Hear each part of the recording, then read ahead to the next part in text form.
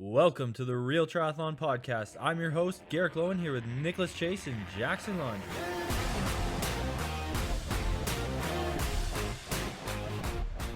Welcome back. Today I have an amazing guest who's been connected through me and our team and my friend network for a long time. We have the founder of the Magic 5, Rasmus Barfred, and honestly, so good to meet you. Good to see your smile over there. Glad you're smiling right now and you're excited to be here. I'm very excited to be here. Thank you for having me. Of course, I think over the past maybe 3 years, I'd say exclusively been using these products, and it's always been through you're all sending me awesome stuff. I really haven't had to pay for much, so honestly, it's been a pleasure. I've been able to help other athletes deal with a lot of swim issues with your goggles and your product, but to me, it's more than just a set of goggles. I think the history that you all have built, seeing you on Shark Tank, knowing where the innovation comes, and as somebody who's also trying to build something in this industry, I really respect it. So first off, thanks for all of your hard work to get your company to this point so we can talk about it. Appreciate it. And thank you for your support in that process and making it happen. It's you have to be lucky to team up with some good guys and girls Yeah, out there to make everything work. Doesn't come from by itself. you're right. And anybody who is sitting in that chair that you're in right now knows that the level of legwork to get a team to work together is pretty tough. Yeah, and it's never a static thing. It's always moving. So So we don't have to go crazy into all these sequence questions. I do have some notes, but I think more than anything, it's valuable because a lot of folks don't get this opportunity to hear this from you is, the history, the inception, this concept, and you don't have to go crazy in depth, but I would just love folks to know, how this idea of goggles being a major issue for all swimmers because fog, leaks, quality control, just pain. This is an issue that probably most people still deal with. How did it happen for you, and how did you decide to make custom goggles?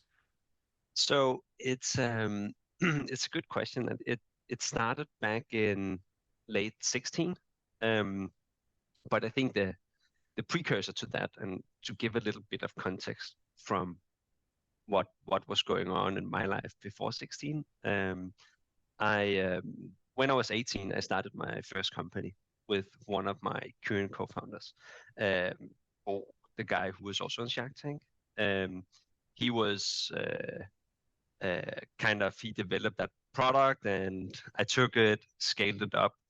But after 4 years, decided, hey, we're not gonna move this further. It was a SaaS product, B2B software that we sold. It was a good business, but we were restricted to only operated in Denmark. We were driven by some legislation, so we were waiting on the whole European market to open up, and it never really happened. So we decided to scale it down.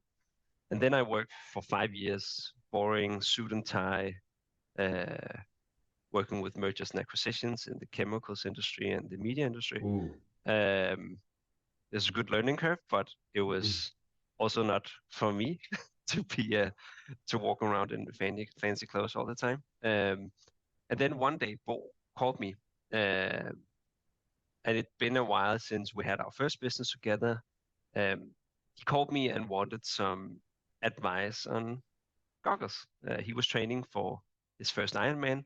I'd done a few Ironmans at the time, and um, he was in this training camp in Lanzarote, um, and he forgot his goggles, and then he couldn't find goggles at the training camp that was like bearable. I think we've all been through that cycle of going through a lot of different goggles and then finding the least worst and kind of sticking to that, and then you kind of create some weird relationship because you can stand that product.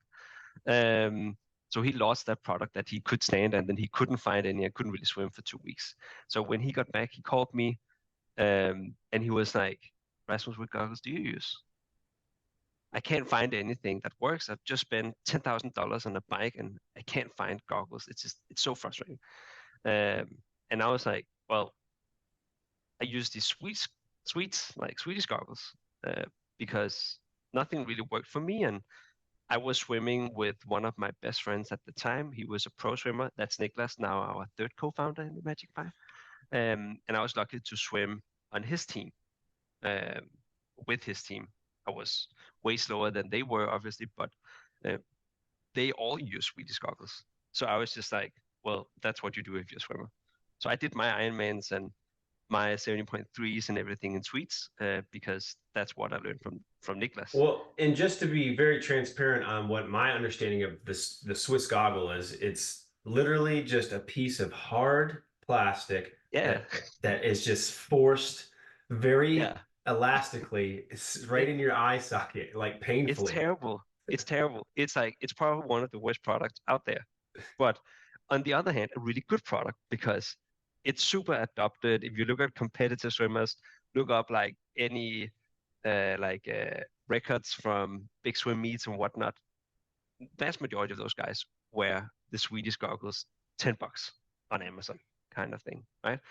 And but back to your question on how this came about, Bo had this problem when he was in training camp. He asked me for advice, and I was like, well, didn't really have a good answer. Then we sat down with Niklas, the three of us, and Niklas' first reaction was, well, people use these Swedish goggles because your face gets molded to it over time.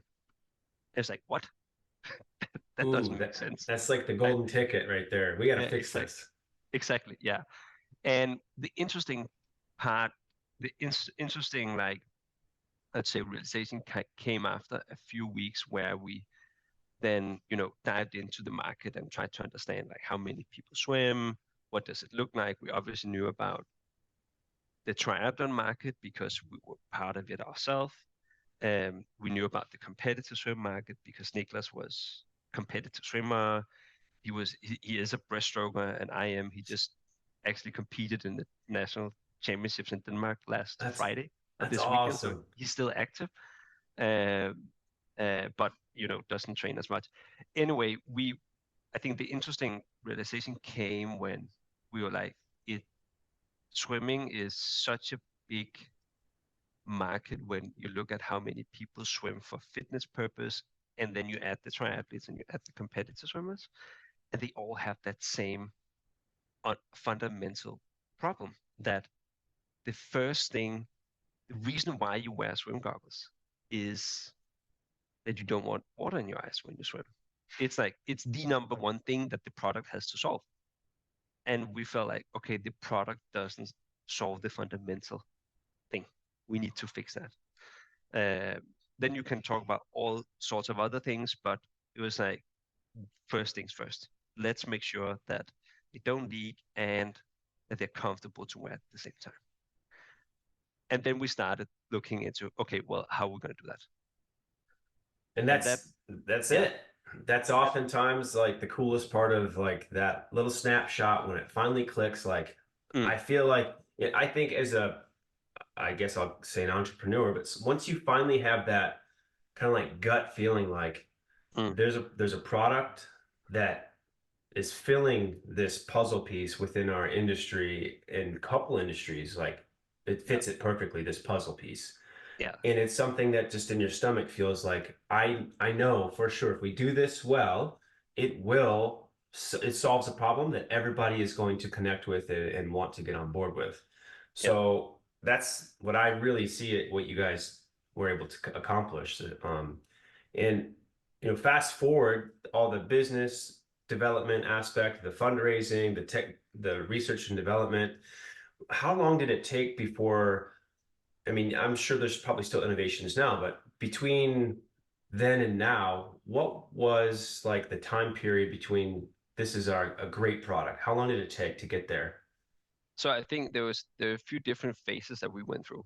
The first phase, some people might recall that we did a Kickstarter campaign to like get us off the ground. It's also we needed some ammunition to convince our wives that we should move from Denmark to the US. So we kind of needed to test the waters and see that it was not just us who had a good idea, we thought, but that someone was actually interested in the market.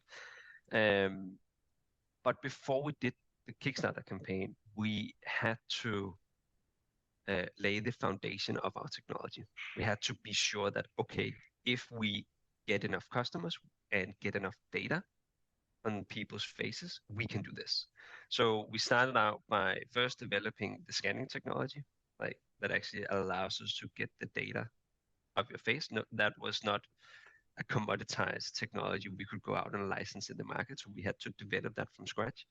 Then we had to develop and this is like it's pure RD, right? It's not like we are building a new type of website, or it's starting on a whiteboard and thinking, okay, mathematically, how do we do this?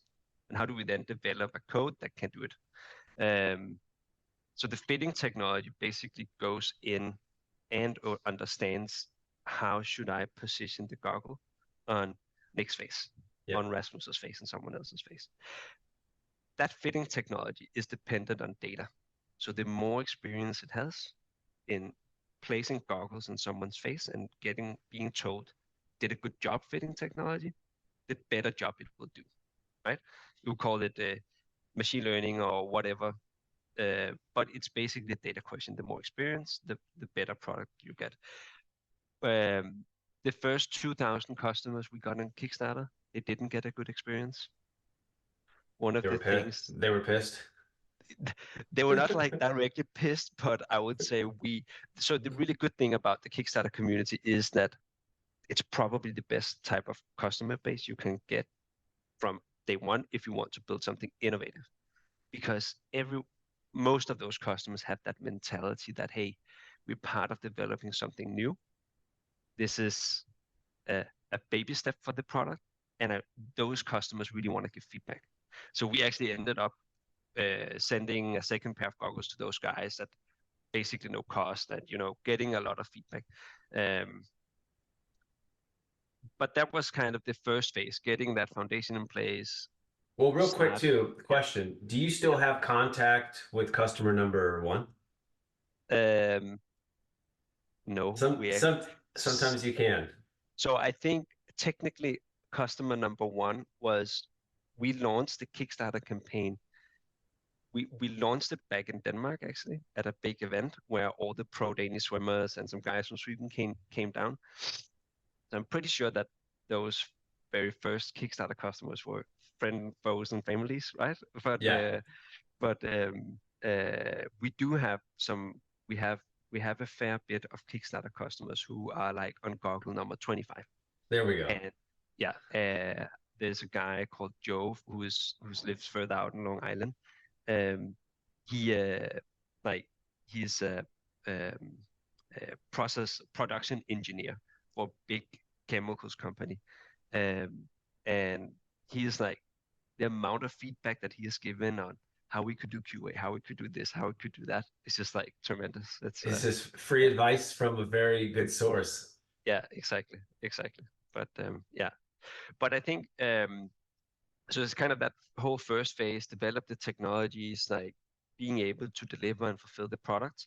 When we reach customer number 20, 30,000, that's where we started really to see a tipping point in, okay, now the amount of goggles that we refund because we say, hey, we can't make a product that gives you a wow experience. That got down to like around 5, 6, 7%. And that was kind of that's where we started to look at the data and said, okay, now we have a foundation that's really big. Now we're on customer number 185,000, and the refund rate that we give, because if people don't like the fit, is 2-3%. So in business terms, it's nothing. It's a level that we're super proud of.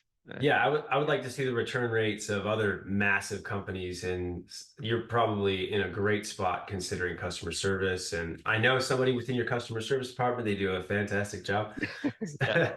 So I think that process that you've vetted over and over again through all these customers, and I think that was probably one of the things I had heard through just talking to people about the Magic 5, like, what has your experience been? And I know there's just got to be ups and downs with production and reliability. You guys had some nose piece issues that you've Mm, squared away. You've moved production facilities. yeah, And and all this shuffling just must be just so much work. yeah, and you can say it's if you took all the products that we sell and ship are custom made. So we have someone who physically takes the goggles and custom make them by using a robot, right? And it's a um, it's a super lean and mean production machine to make swimming goggles, but it's still a custom process, right? And it requires a lot of tenacity and blah blah blah blah blah. Then from a Q&A and the business side of it, our task is to make sure that we implement structures and everything to catch if there's any issues or make sure that we The follow. anomalies. Yes, exactly. But they're always going to happen. When we get hundreds of customers each day, if I refund 2 or 3%, it's 4 to 6 customers who didn't have a good experience, who might go on Facebook and complain or whatever. And that's part of operating and driving the business. Then we are lucky to have an amazing customer service team. Uh, um, uh, but it's always going to be part of the business. Yeah. I'd say that the whole customer service and we have a deep dive process if someone doesn't like if they don't get that wow experience. Mhm. Then we ask for feedback and like where did it leak. That process seems cumbersome and like why do we want to go that far for a $50 product, a $60 product? But for us, it's the way that we best understand where and when doesn't the technology work, or why didn't the scan come in the quality that we wanted it to come into. So for us, it's a very qualitative way of getting the feedback and help us improve the product. Yeah. I think right now that's probably the best part about what you all do for your customers. And we have a similar I guess there's similar things in the industry that just the triathlon industry that are becoming very custom made, whether it's your Mm, front end of your aero bars, measuring, mm, specifically molding mm, shoes, molding feet. And within what you're doing, I love it because at no point are you like, I'm sorry, we just can't fit a goggle to your face. You're like, let's do 100 scans and let's yeah. figure out how we can make this work. And this is an Mm, investment because our technology can adapt to you. We can adapt to the next person and solve a problem before it's even happening. And I think that's probably where there was a lot of stumbling. And now you've got critical mass where you're like, because I think even a couple times, the product being so, you know, it's a weird space, right? Because you're making a custom goggle, and in the customer's mind, they're like, "Well, when I get the goggle, it should just be perfect. I shouldn't have to do anything." But with any product, there's also some still how you fit it personally.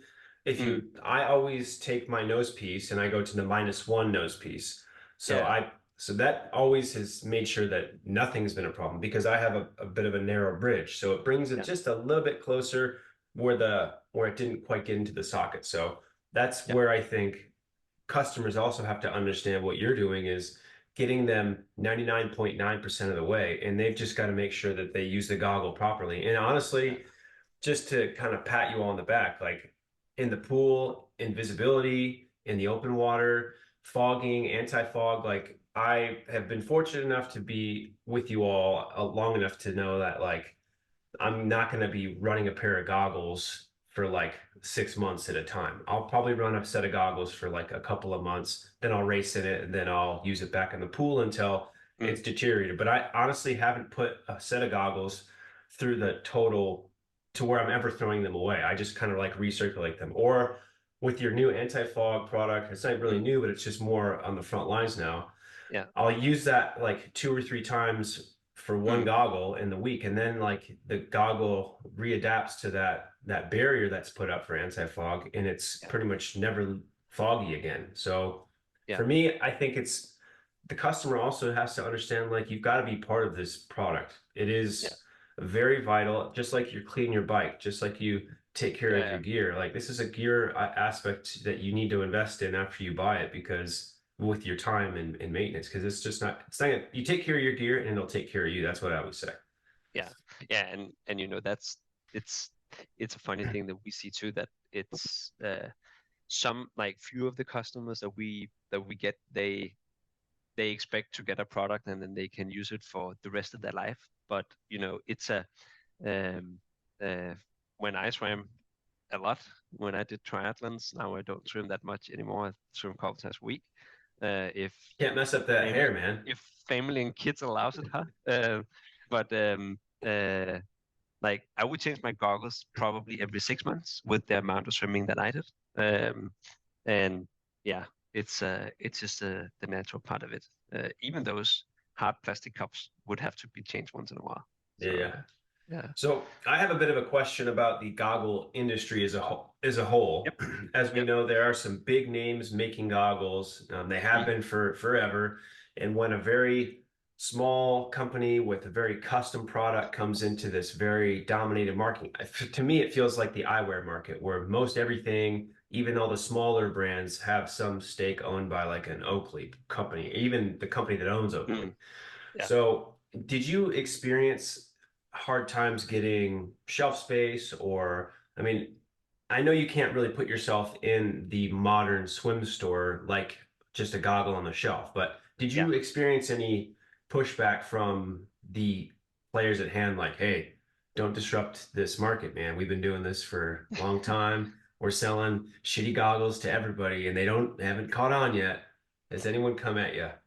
Um, no, not really, to be honest. I also think that that the players in our industry is uh, there's not that many players. If you look at the compared to if you look at Europe and the US, every year 70 million goggles are sold, 70. It's a lot of products, right? It's Yes. just a low value product, so the market is not that big. Um, the big players have been we have talked to all of them. We are on, I think, really good terms with them and talked to That's them. really good. And we haven't experienced anything negative from them. I think one of the things that's been a challenge for us, because we are focused on our core product, we're not trying to turn into a swimwear brand with speed suits and speedos and all sorts of things. Now we have a few accessories on the shelves now, but that's it's relatively simple products, right? Um, the challenge that we've had is that when we've gone to swim teams, not triathlon teams, but swim teams, we come with like one or few products in the package, right? Where if you're a speedo, you'd come with 30 products in the package.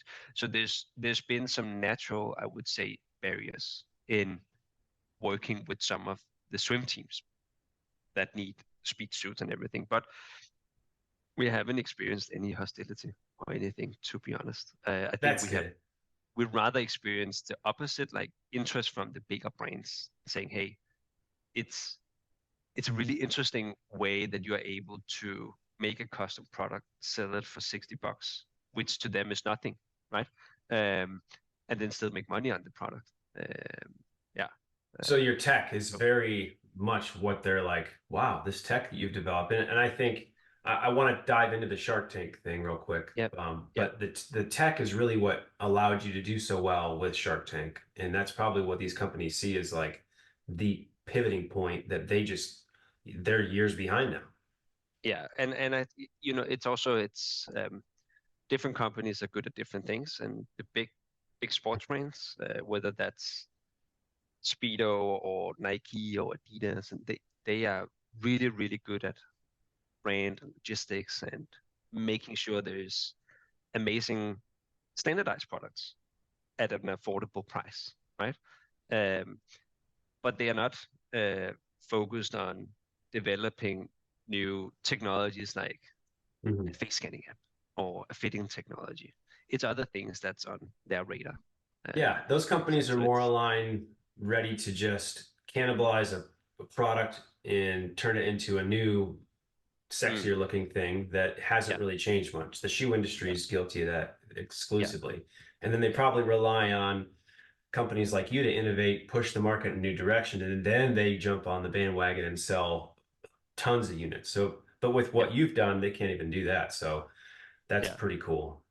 It's So to the Shark Tank point, Mm. obviously, I don't know how long ago was it? Was it a year and a It half? was it's 2 years ago, 2 actually. years. Yeah, time flies. So it does fly, and especially time like just has this big black space during COVID. Like I don't remember much that happened specifically. I know things happened, but I can't remember Yeah. any. It's like a big blackout area. So Yeah.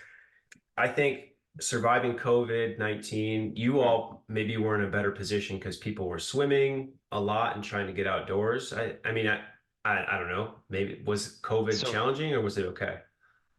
um uh it was super, super tough on everyone Mm, in swimming.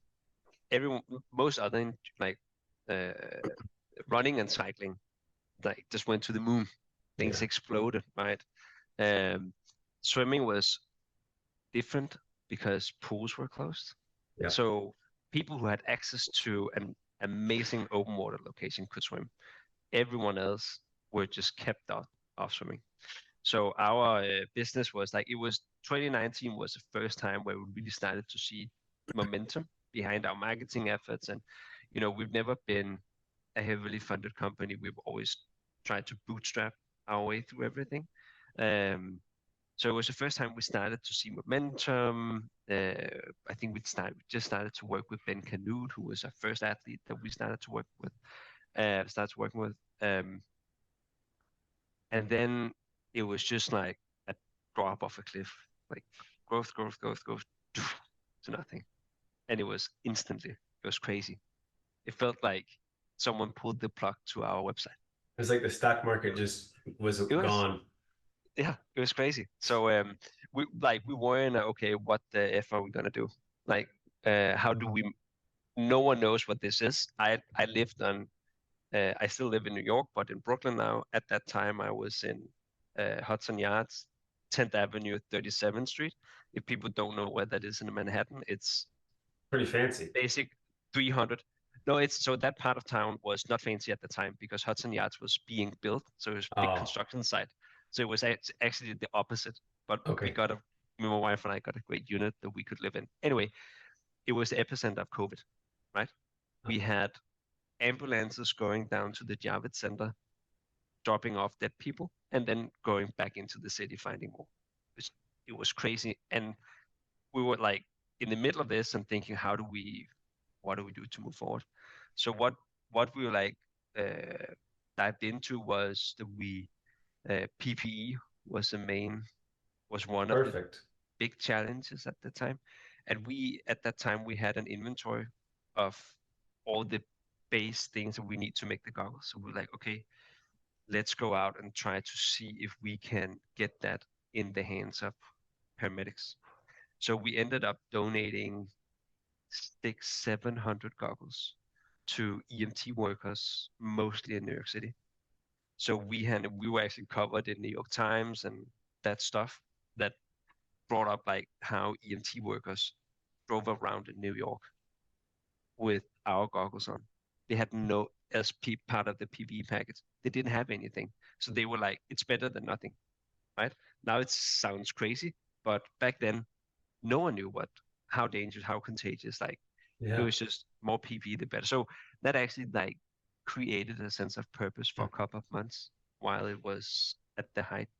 Um, and that initiative, like it felt good. We made a tiny difference, and it really helped us to get through the COVID period. Yeah, Yeah, I should probably get this tattooed on me somewhere, but like crisis precipitates change. It's one of my favorite things that mm, reminds me like you have to really go through some shit if you want to come out the other end yeah, really strong, sharp, and ready to dominate. So it obviously you survived, it helped. mm, And then, you've gotten more notoriety for doing better things for more people out of the goodness of mm, whatever you could do. So that's crazy good that you all have that ethos within the brand. mm, And then, back to the Shark Tank thing, because I still want to make sure we get a little bit of that. mm. How was was that really we could talk about some quick show things because I've like actually, who hasn't thought about, I want to take this on Shark Tank. I've got Yeah. this cool thing that goes in your hair and it fixes all these problems. Let's go sell it. So you all had an opportunity to go on this show and scheme and prepare and know that you're going to be seen by hundreds of millions and Mm. all kinds of stuff. What was that build up process like? And was it very demanding into like, we got to make sure our business like is good or we're going to get roasted. Mm. How Yeah. was that pass fail stress and what was it like to get on that show? So it was, uh, how do I structure my thoughts? Um, we were not nervous on anything that pertains to the business or numbers or performance or um, I think um, we know what we're doing. We have the uh, uh, it's not like you can ask us a question and we don't know what our cost of goods sold is or like we have all that Yeah, yeah. You things you nailed you weren't down. one So of we were those people on there when they're like, so how do you do this? And they're just like deer in the yeah headlights. You guys had yeah answers for everything. yes, and so we were not nervous about that part, but I think the feedback that we got from the production crew in Shark Tank is or was very telling to for our experience, which was um, you guys are from Denmark, and we can sense that the business mentality for Danes, or at least the two of you, is a little bit different than what it is in the US. You have to be way more out there. You have to talk way louder. You have to sell yourself way harder, and you need to feel like pretend you're dominating the world when you're on that show. Gosh. Otherwise, it will fall through. And that's very un-Danish. We're way more subtle and way more like what you see is what you get, and we're not trying to sell things that we don't have, Yeah. right? So that was what we were most concerned about. Like, are we gonna go there, stand and look like two great guys who, like, yeah, we might know our business, but it's just so boring to look at that we're You're like, just we have to gonna. hire an acting coach for this. Yes, so that we actually did that almost. Like one Mhm. of our partners, she hooked us up with um, with a coach that helped us for a few days. Like, this is how you talk in sound bites. This is how you do that. This is how you, and this is your posture, and all those types of things. Then we got to LA. We got in the studio. Like, it's in Sony Production Village. It's a huge hangar. Like, the hangar next to it, they might be shooting some crazy blockbuster movie. And then you Wow. go and you have all the actors going in and out. And then you go one lane down, and that's where you go in. And we had no idea how big the setup was. There were maybe like 100 people at set. Makeup one, Whoa. makeup two, makeup like this process, that process. When this horn sounds, you do this, and it was very, very intense. And um, we were we were pretty much blown away. Uh, Oh, wait, of real like, quick. Were you like yeah, set in any point in a room with like other people who were going on the show too and just watching them lose their minds? yeah. So the um, there were a good chunk of companies that were pitching on the same on over 2 days. Half of them day one, half day two, and we were second company on day two. So we were in the waiting room before we could walk up on set and do our thing. Um, so it felt like okay, company one, go up pitch. You guys are ready. You might be up in 3 minutes if they'll be left out of the tank, or you might be up in an hour, and then you're just sitting there waiting. Okay, when is our time? Uh, So yeah, yeah, the steam it was room. That's awesome. yeah, it was crazy. But hey, we were lucky. It went well, and um, They saw the value. They yes, identified your. I didn't go into that episode thinking they would be so enthusiastic about the tech because in my mm, mind once they made that point too, I was like, how many people do have scanning software? Like it can't be mm, a lot. I don't know if you guys have patented that process or if you have rights mm, to it or not, but it seems like how many things can you put on your face? Custom anything? Nothing. And that was the interesting bit. And I think one of the things that they also, particularly Mark and Nirav Tolia, caught on to immediately was the scanning software is one thing. That's interesting, but that's something that there's a lot of different types of technologies around the scanning. But look at the scanning as it's just the way we get the data. Mm-hmm. It's everything that happens after that. So our fitting technology that goes in and understand the data, and how do you then position a goggle to your face or a helmet to your head. That technology and that process happens automatically. And that was a trigger point for them, because other companies that try to do custom whatever based on a scan, they can use somewhat the same scanning technology as we have, but then they manually go in, look at the data with their eyes, and try to fit something on your face or your feet or whatever it is. Mm-hmm. Our stuff happens automatically, and that's where you can start to scale things. Yeah. So our fitting technology can handle 2,000 goggles that we sold on Black Friday, and it does it like this.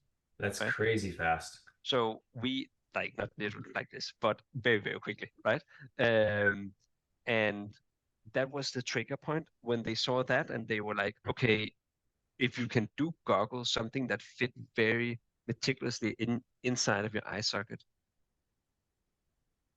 then there's so many other products that you could fit. I heard one of the big products that you all have been told that you should do custom is probably like a CPAP machine.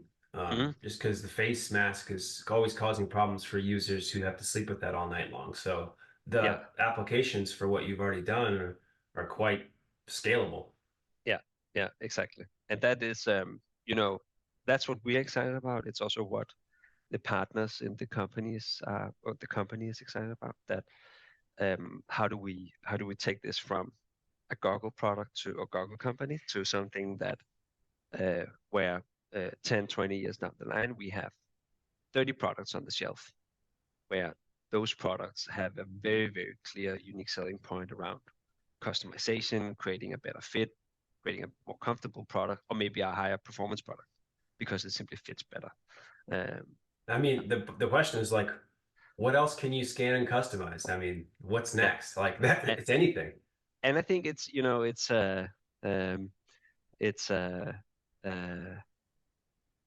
basically anything, right? So the question is just, what should we do, and what should we prioritize? And that's a hard question, and something that we're spending a lot of time on.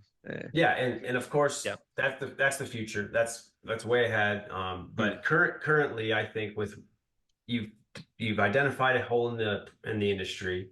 You've worked tirelessly. You've made it through COVID. You've pitched on Shark Tank. You've gotten to a level of success where I think the industry understands where you're not going to go anywhere and you're obviously successful. So it's kind of like now I think there's a point where you're all like, what else can we do? Low hanging stuff to be more valid in this space. And that's where I wanted to kind of deviate the differentiation between swimmers, pure swimmers, pool swimmers, competitive swimmers, and triathletes.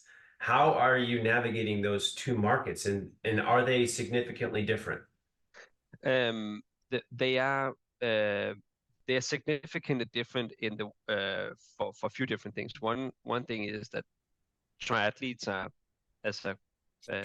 not the athletes. I'm not thinking about the athletes, but the triathlon market. People are much more inclined to try new things, spend money in gear. It's a big part of your Ironman journey, or 70.3. You get excited about your new helmet, or even your new fresh white socks, or whatever it is, right? Swimmers have a different approach to the sport. It's much more a minimalistic approach, where they pride themselves that you don't need that much to participate, right? The speed suits that was a big thing. I think it was in 2008, the Olympics. Yeah, then they had to ban a bunch of those. Banned, right? And probably for good reasons, but it's just a completely different mentality around product and gear. I think for us, we're focused on triathletes and competitive swimmers. the bulk of the market is in the recreational market. Your average YMCA pool goer, that's where the most where the most customers basically. But triathlon is great. It's a community. It's people talk. It's people train together. Yeah. So no real pros and cons of each. It's just different because triathlete's probably a better test market than swimmers who you're probably going to have to really absolutely prove that they need this above a pair of Yeah. painful, terrible Swedish goggles that they Yes. have come to love. The main difference, or the main difference when you look at the sport is that swimmers love to swim. Yeah, Triathletes, triathletes love to bike and run, right? Yeah, that's fair. And swimming might not be their favorite thing. To me, I've never understood that. I always loved swimming. I wasn't a swimmer. I was also lucky that it came relatively easy to me. But the feeling of plunging in, like the tranquility, the calmness. Swims can also be bloody hard, but it's very rarely it's more than an hour and 30, right? And most of them are an hour or less, to be honest, for most of us mortal human beings. Might not be for Daniel Bækkegaard or Mark Dubrick or Frodeno or Canute. Hey, I'm only a couple minutes off him, man. Give me some credit. Yeah. But you know, those guys, they do swim a lot, right? Absolutely. Yeah. But I think it's somewhat a shame that swimming is not like is not positioned as a more exciting thing in the triathlon space. Yeah, it's more of like a culture that just loves to complain about stuff. Triathletes do love to complain. And I think the lowest hanging fruit is, oh, I got to get up early. I've got to drive someplace. I've got to be cold, uncomfortable. But then when you are swimming and you're in the group and you're underwater, it's very pleasant. But I think it's just the extra steps. And I think one thing that we're trying to do through some of the content and education stuff we do online, we're not moving into like the video and content business and want to sell you coaching packages at all.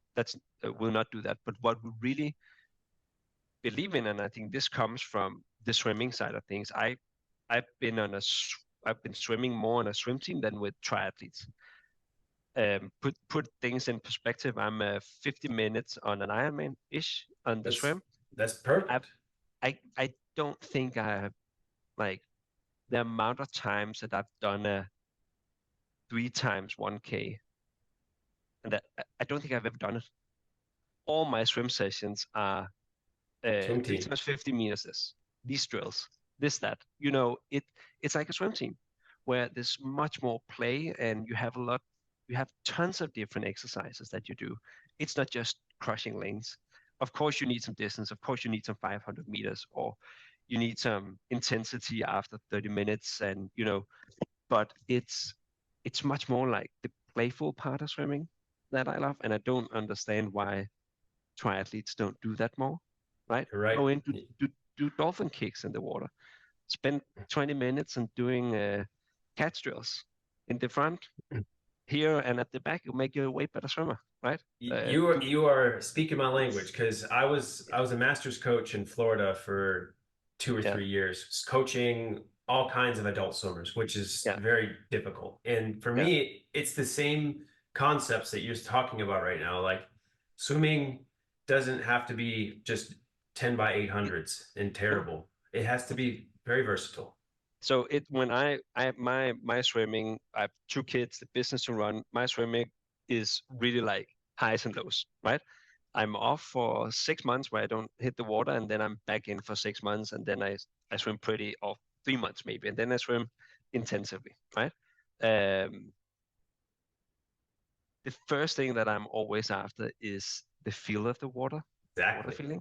And I don't bother spending more than 30 minutes until I feel like, okay, now I'm getting it. Now I can feel the water. And then I can ramp up my sessions, right? And swimming is way more about that side of it, the technique, the feel of the water, your positioning, than what does your swim set look like? What are your times? Boom, boom. Again, those top level guys, Dubrick, Canute, Frodeno, Begegard, the really good swimmers, they want to know where they are on the 500 meter or the 1K, or how do they feel. For all the rest of us, if we want to have a good experience in the water, it's not about the pacing or how fast you go on your 100 meter. Doesn't matter. It's a feeling. Then you will go faster, right? I It's that agree. feeling. So you need all the tools to make swimming fun and make it enjoyable. Then you'll be a better swimmer. Yeah, that makes sense. And then having an ecosystem that supports that, eliminating problems Mm. like having to stop at the end of every Mm. 50 or 100 and lick your goggles and put them back on, or every rest set you're just fumbling with goggles, fumbling with goggles. That was the other part of being a master's coach, where I was like, how many times can you act like you need more rest because you're just fumbling with your goggles? Like, Yeah, I know yeah, I know the goggles you could, I've seen barely your eye socket through the fogginess of your goggle. How are you yeah, seeing underwater? Like, yeah, terrible. yeah, exactly. So that's fantastic. Like the inception of this product, your personal founding views as to how this is going to work. You've got a knowledge and know-how. The swimwear market is huge. Obviously, that's going to continue to grow as more people get familiar with this. And eventually, have you ended up being able to work with any swim teams on a whole, that every swimmer is pretty much like, we've all got custom Magic 5's. Yeah. We're pretty cool. So yeah, we work with swim teams. We have more triathlon teams, but we also working with swim teams. Where I think if you've gone to the Danish Championships last weekend, you'll Have, see have, a lot of the Magic 5's. have we seen them? Are we going to see them in the 2024 Olympics? Yeah. I don't know Yes. how many we have like confirmed athletes at this stage. It's still pretty early for the swimmers to be qualified at this point, but we have Herjavec, Polish swimmer. She swam all her life in the US. She has the second fastest 50-meter freestyle time. Whoa. Also, like, she's a She's fast chicken. so good. Like, any triathletes would, like, she could Oh, outswim you underwater just by kicks, yeah. right? Just It's seeing the times that these pro swimmers do versus what yeah, we do, I'm like, well, yeah, man, I killed myself for a double O for 100 yards, and they're yeah. like It's 48. like the best thing would have been to throw her into the mix when Mark wanted to do that start with Jan on the and the race, right? If she had been there, they would have looked like high school kids Yeah, let's next to do a her. real But swim. yeah, exactly. But yeah, we do have some Olympic athletes confirmed. I think we are on 2 or 3 at this stage. That's great. But I'm sure there will be more. Yeah, the athlete buy-in is the most valuable asset you all have. You have for sure taken, in my opinion, some of the best triathletes and given them goggles, and Mm. they love them. I mean, Ben Canute's a good friend, and I know he's been on them forever. Yeah, Daniel has been a great advocate, excuse me, through all your advertising. yeah, And even, is Lauren Brandon still a part of the yep, crew? yeah, Yeah, yeah, yeah, yeah, also yeah. like one of the Yep, best female swimmers out there. yeah, So you've done well to position yourselves amongst the elite within our sport, who are swimmers who obviously love the products. yep. But goggles aside, you've just been launching some other additional training gear. Mm. What is the theory besides getting more gear out there that is not custom and some swim Mm. tools? Because So just real quick, like these things are everywhere, and you mm, can go to any pool and find them. yeah. So where's the drive and people will buy this? How's that looking? So it's a good question, and honestly, it's been something we've talked about every 6 months since we started. Should we add some accessories to our offering, standard accessories? Um, and we have refrained to do it because our ethos and our brand is around the customization. So if we started to introduce other things too early, it would be confusing. Hey, what is this company? Right? Now we feel like we are at a stage where we can add these standardized items. Our snorkel has some unique features to it that we developed it with Kasia. Sorry, that uh, Olympic swimmer, but those are like very finicky details for swimmers. You can rotate the snorkel while you wear it, which is good when you're at the end of the pool. But the accessories, the rationales were a few things on the business side of things, but I wanted to start out with for the swimmers and for triathletes. I would never go to the pool and have a session where I didn't use all of these items. I always use a kickboard. I always use a pool boy. I always use my finger paddles. I never use the big ones. You don't want to get too jacked. No, and like I just get shoulder injuries from it. So, and the small ones helps you with your catch and your feel at the entrance point of the water. So it's just a really good product. The finger paddle. It's probably, don't tell anyone, but it's probably the easiest win for any triathletes to become a better swimmer and save time. Oh, no. Triathletes, if we're going to have the best paddle for quote unquote triathletes, we got to have a paddle that is as big as your chest, that you barely can pull through the water. Doesn't make any sense, but it's the biggest paddles. And best.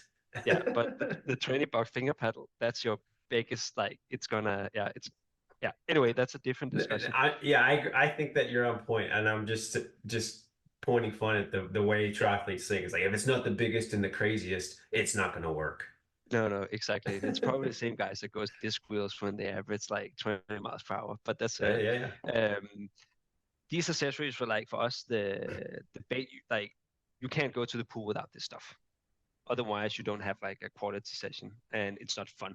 I think it's fun to swim with my paddles and snorkel and do different things. And then we would just, okay, let's offer our customers to buy it with us instead of jumping on Amazon and buying through them. Yeah, making a bundle. Yeah. That's the simple part of it. And for us, if people buy products for like 30, 40, 50, $100 more when they check out, it's a huge difference to our metrics. Yeah, the margins change quite a bit. Yeah, and then it's also the visibility of the brand. Our goggles do look distinct, like the design, but it's not a Canyon bike with a big fat Canyon logo on the side. So it's also a way for us to get the brand recognition out. And we introduced them a few months ago, and we sold out way too quickly. So we are out of most of the things right now. So we are trying to get new things home as quickly as possible. But that's good. It's a first world problem. Let's put it of course. And congratulations on that going well. I know that's probably a big risk, and it's a lot of investment to have all this stock. So I'm glad it's going well. I agree. What I usually do when I onboard triathletes is I have to say, send me a picture of your shoes, your bike trainer, your bike. I want to, because it's virtual. I don't understand usually what they're using. And then when I ask to see their swim tools, oh my gosh, sometimes I'm just like, why is that so moldy? Like, what is happening why are those fins like diving fins? What are we doing here? So I think standardizing some triathlon centric tools, and the ones that you have, the snorkel, I think is probably the biggest things a swimmer can learn from and also it teaches you how to, just a quick, I guess, tangent, because it does put a little claustrophobia on a very beginning swimmer. It feels like, how the hell am I going to do this? But once you overcome that and you can learn to swim and figure out relative synchronicity from left and right side, man, the snorkel is such a great way to just get in the environment with a little stress. I heard even, and one of my athletes told me this, who has Meniere's disease. So he gets like a really vertigo experience anytime he has like some water, cold water, anytime water gets in his ears. And so for him, racing an Ironman is tough because he could just get out of the water and not even be able to like function. But I heard that snorkels might be allowed in the swim for the age group race if you've got a need for it. So we could see snorkels. You can like document that, hey, this condition, let me do this. It's for like because of a disease, so it makes sense to allow some of this. So to snorkel's point, it's a valid tool, and I think you guys have identified the basics that every triathlete should use. The finger paddles, that's a great topic too.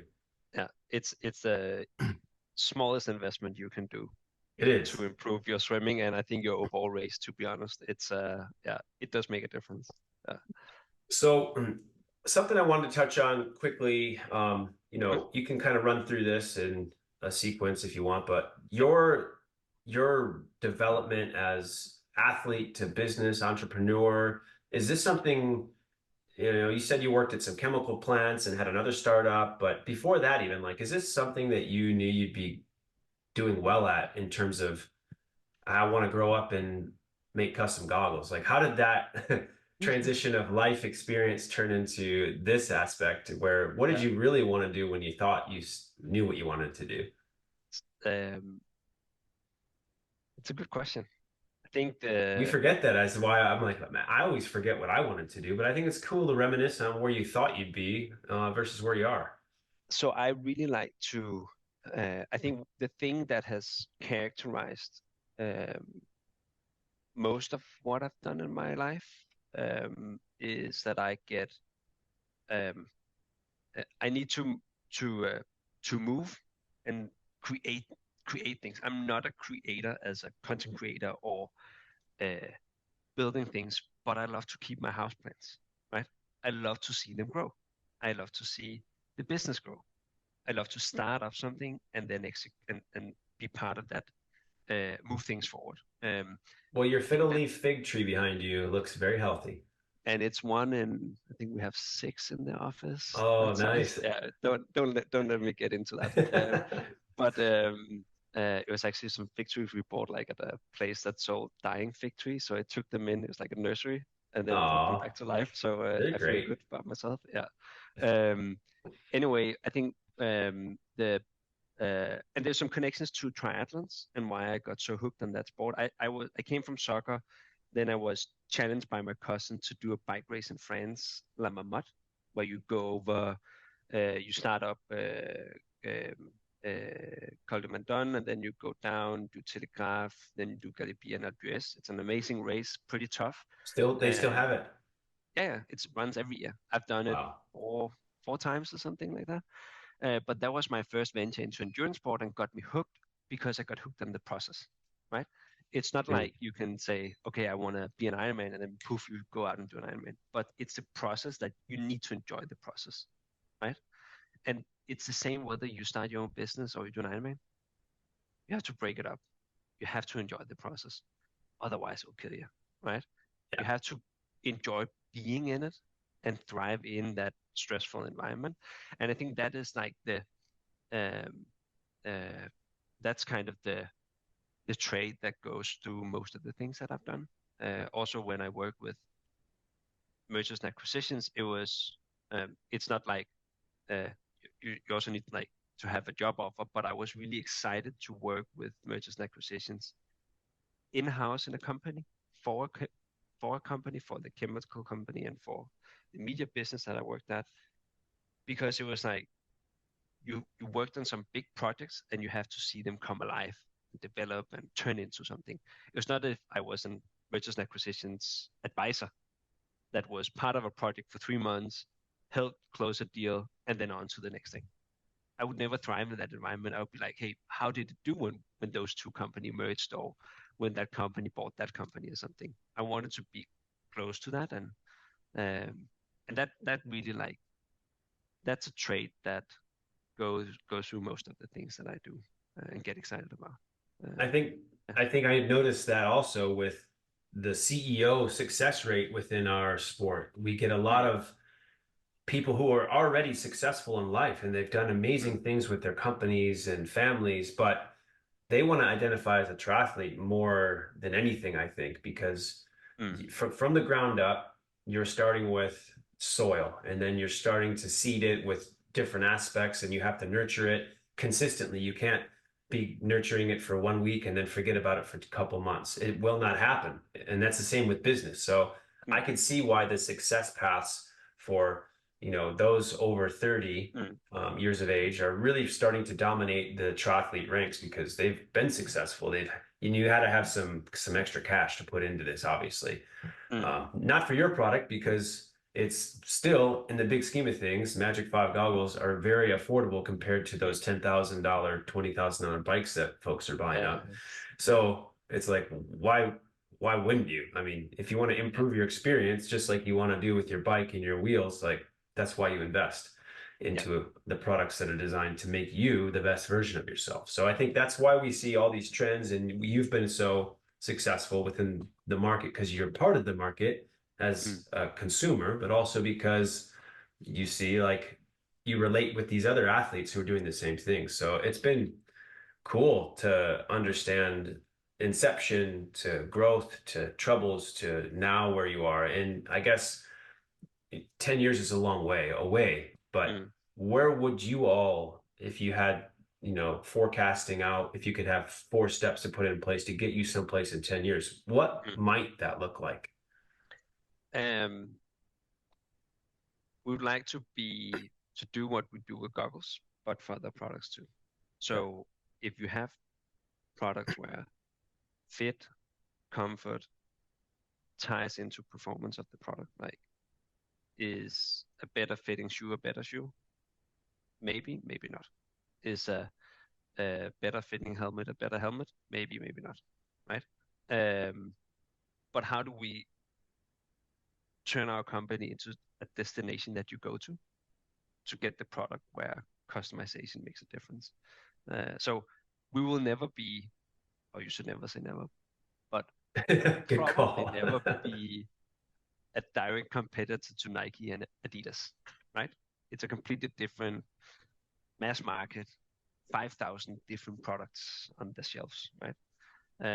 But if we could stand next to them, a smaller drop in the ocean, and only have 30 products, but all those products and everything you get through the Magic 5 is differentiated based on fit and comfort, and that leads to a better performing product. That's our vision. That's what we want to do, right?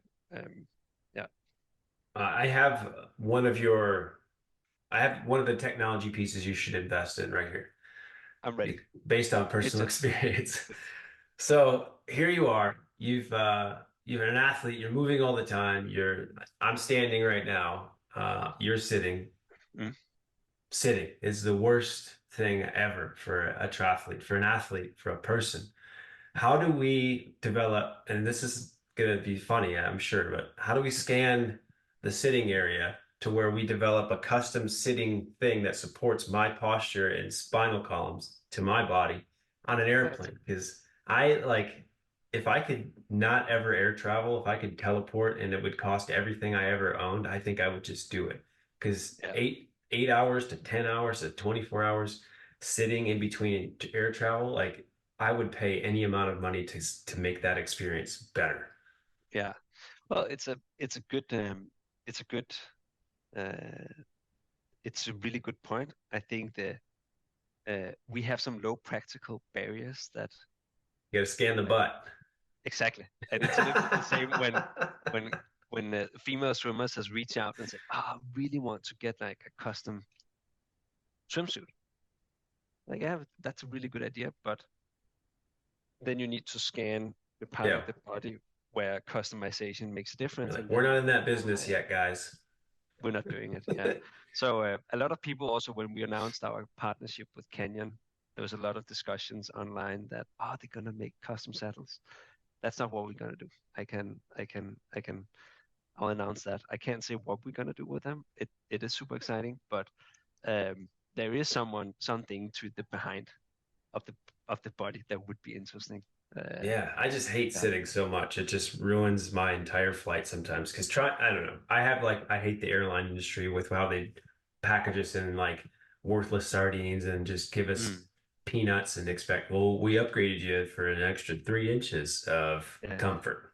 Like, Yeah. so, So anyways, that's a tangent. But I think you're right. Partnerships aside, the Canyon announcement, I think that's great to bring that up. That was cool. Um, Obviously a very driven company for performance and mm, eliminating all the barriers that people just are easily avoiding with their technology and partnerships. So can't wait to see what happens with that.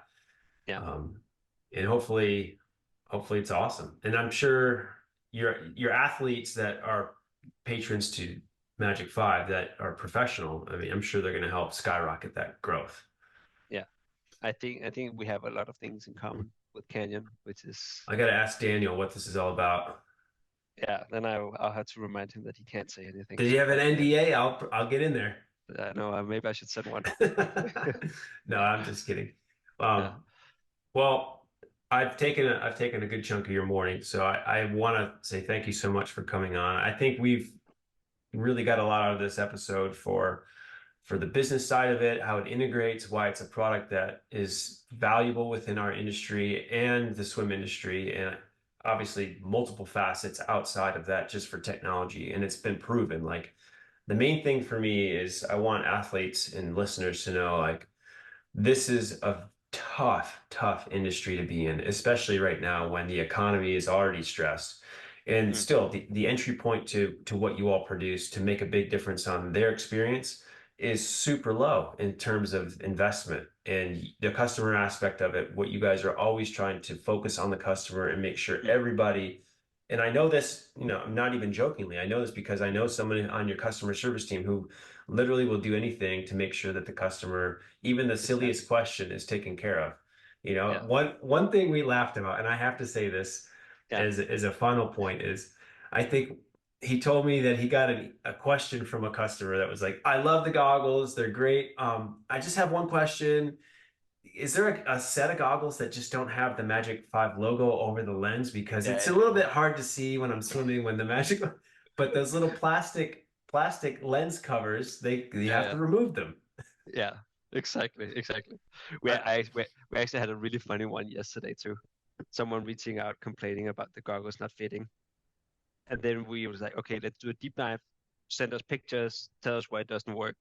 And then we got the pictures back, and she was wearing the goggles upside down, oh and it was just no. like, come on.